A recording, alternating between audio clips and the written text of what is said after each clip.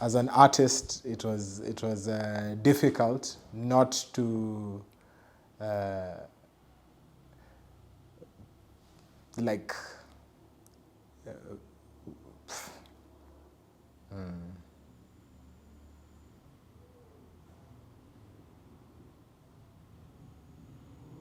As an artist, I think it's important to share your process, your experiences, the emotions that you're going through, anything that you feel. My name is Musa Omusi. I'm an artist, illustrator, designer based in Nairobi. I run my own studio. It's called Made with Love, and I welcome you guys to my space. Last year, I lost my mom. It's taken me maybe six months to have the confidence to share this everything that's been brewing inside. And when we had a conversation with Suzanne about creating some work that talks about or dives into the idea of loss and grief and everything that I was going through, as well as other artists, I was scared initially to put out the work or to even begin thinking about what that could be. Even just like in this moment, everything is coming back to me, and I feel like there's something that's telling me to back down and to lock myself in and shut down. But there's also something that I know for sure is like, you have to share this because the experience of loss is difficult, and most of the times we're left to ourselves to go through this process. I'm creating work around using fabric, which is a medium that my mother introduced to me because she ran a tailoring shop, and when I was born, that's where I spent like majority of my time. So I grew up in a tailoring shop, and I saw fabrics everywhere, and they inspired me to become a designer later on in my life. But I'd love to create a piece that pays homage to everything that she showed me, and to input myself as an artist and as a designer to glorify her beautiful spirit. So my mom used to say that anything you do, there's that small guy in your head, right? And that's the portion of God that's been given to you.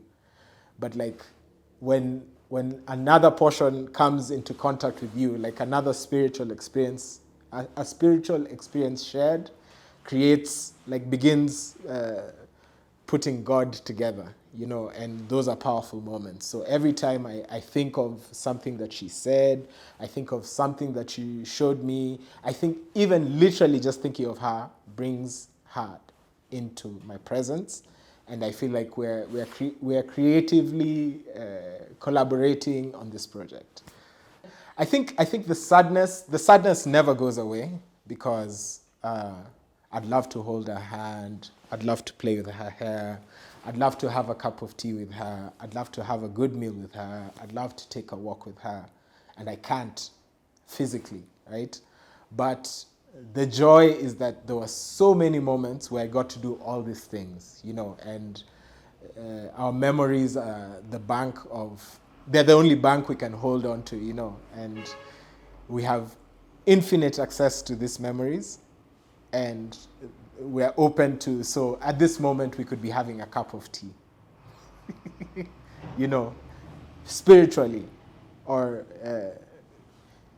in one realm we're separate, but in the real realm we're all connected. And I think it's important to feel the sadness as well, because it's acknowledging that there's a connection that exists, but the joy should always override the sadness, because the connection is never broken. So every day at lunchtime, in my head, I'm like, okay, this is what I'm eating, because she'd be like, hey, what are you eating? I'm drinking some porridge. I'm eating. So there's this there's a continuous conversation, I'd say, going on. But I also feel her presence because she gave me her blessing, and this was something that, like, over a period of time, she kept opening up small things to me, and to give me access to how she thought, or what she believed, or how she saw me.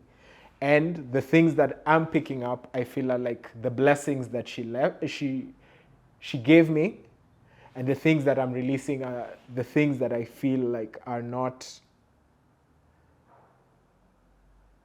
for me. In that, for the longest time we had this clash, right?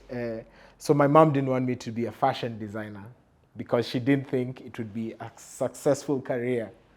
But I think 2 weeks before she died, she was like, "You're the best designer that I know." And it then, those are the things that I want to pick up, because I'm like, okay, now I've got the approval. Now I've got the thing that I was looking for. I was trying to prove myself to you. And I feel like that acknowledgement, or that blessing, I then have to put myself out there. I have to be the best version of myself to then justify all these things that I was searching for. This is like a rebirth of myself, because the last 3 years have just been like some kind of like trying to find myself again. And I feel like by having this as my first project, and creating something that's dedicated to the person that inspires me, is a good place to start. And I'm sure she'll then be with me in all my projects, you know. So she's my main collaborator. Yeah. So I'd like to say shout out to my mom for bringing brilliant colors and the love into this project.